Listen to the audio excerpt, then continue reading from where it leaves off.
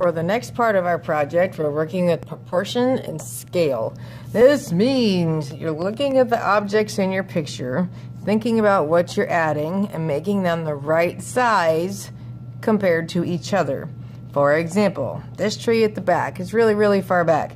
Would it make sense if I put a deer back here that was as tall as the tree? No, it wouldn't, because it's way off in the background. So it would have to be very, very small. You also have to think about the animal itself, if you're making the head the right size next to the body. So we're going to work on this. No regular pencil allowed. You're using colored pencil or crayons, or mix and match if there's colors that you need that you don't have with your colored pencils, because most of your objects are going to be pretty tiny. And I do have a packet full of animal pictures to give you ideas for what you could put in your picture. Please remember, life is not a Disney movie, so you're not going to have every creature in here in your picture. They're not all having a party in the woods together. Just add a couple animals. If you want to have the people going owling in your picture, you can do that, but you don't have to.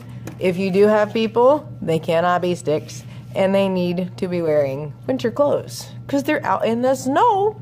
So I like to draw deer.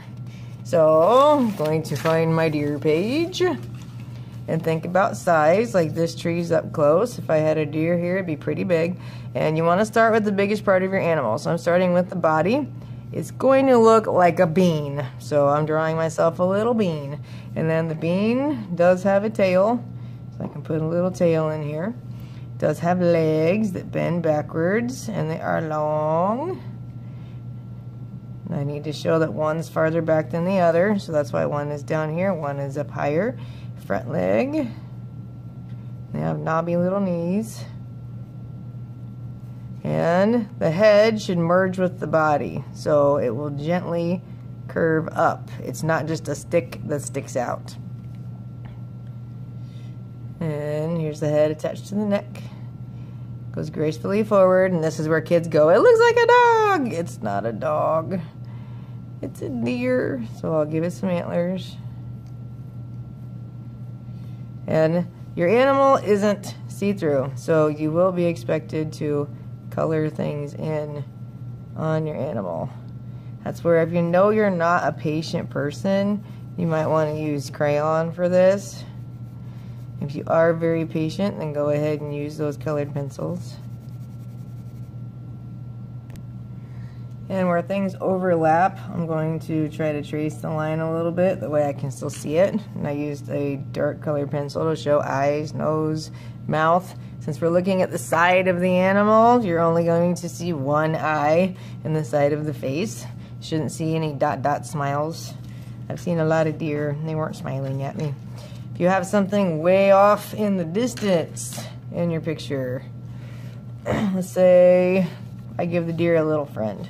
It's going to be tiny. See how my colored pencil is showing up on my page?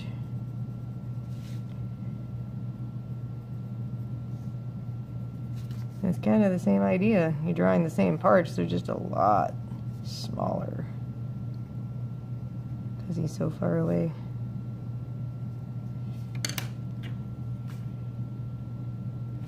I still need to show where the overlapping is. Only this one, I'm gonna leave the head alone. That'll be a doe off in the distance. Yes, you can have an owl sitting in the tree, flying in the air. Just think about size. How big is an owl next to a deer? And another thing you can do, we can make shadows on the ground created by the moon. So if your moon's in the center, shadow on this tree would kind of go, pretend there's a line, like this is a flashlight, and the light's shining this way. So my shadow on the tree would go here. And please use a gray for shadows, don't use black. From this tree, it would go the opposite direction. I'm just coloring lightly. This one would be more straight on. And kind of show the branches on the ground really lightly. You can also make a shadow for the deer. It'll be a deer-shaped shadow, sort of. And I can use my gray to make tracks. in the snow to show where they were walking from. All these little details make your picture much more interesting to look at. So this one walked in from over here, that walked in from over there. You could add a little bit of shadow, like make your snow turn into a little slope and add some shadow there where I start dark and get a little lighter, and that creates more dimension too.